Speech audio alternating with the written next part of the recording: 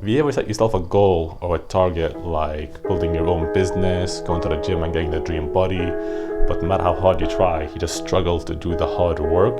For whatever reason, you always find yourself either going back to old habits like playing video games, meeting up with friends, getting distracted, or just not finding the energy to do it when you do remember. And something I struggle with as well, and the most common reason I found, most people think it's lack of discipline or lack of motivation, and that is a factor.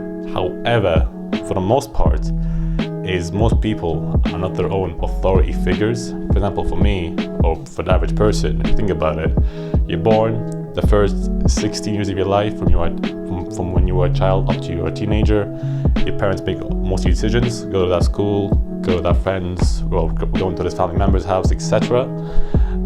You go to college, it's a very similar situation. You have a teacher, do this homework, do this assignment, you go to work, you have a manager, do this task, come at work at this time, etc.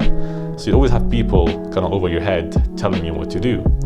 And that's good to some extent, because you get some guidance, you get education, which is important to some extent. But the issue with that is, when it comes time for you to work on your own, you just have no motivation. Because I don't know about you, when I was a kid, when I had free time, I would just play video games or go out and play with friends. I would never just think, okay, I'm gonna sit here and work in a business. And because of that, when now I'm an adult and I do have aspirations I want to commit to, I want to go to the gym, I struggled. I'm like, okay, what do I do here? I just can't get myself to do the hard work because I'm not my own authority figure. I'm used to people telling me what to do, and most people are. And it can be very hard to break out of it, admittedly, but it's not impossible. What I found that really helped me is identifying exactly why it is you're doing what you're doing.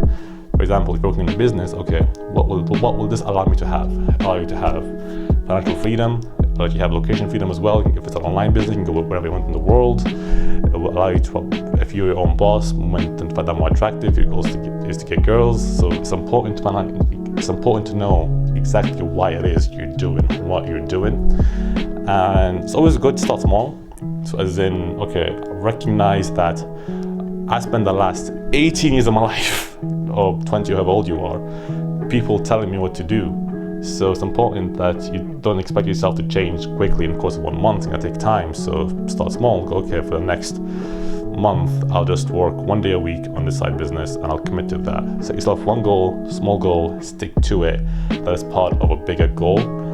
And I found weekly goals are better than daily ones, because with daily ones, they're quite small and don't feel significant, like, oh, write a script or watch this tutorial on this, etc. You don't feel like you achieved much. But with weekly goals, usually the target is going to be record a full video, fully edit it and put it on YouTube. Or okay, go to the gym 4 times and hit all these different muscle groups, etc.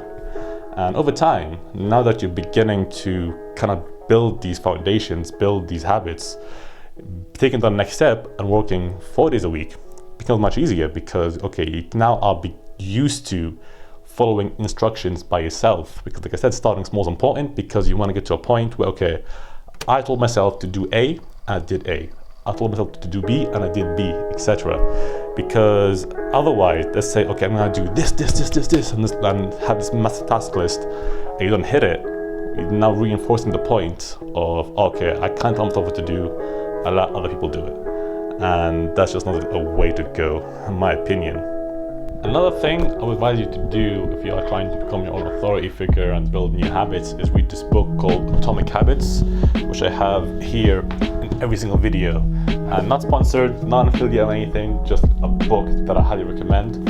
The whole concept is about how you build habits, how your habits are formed, and how you can break bad habits, how companies use your own traits and habits to make you buy their products, like fast food chains and fashion companies.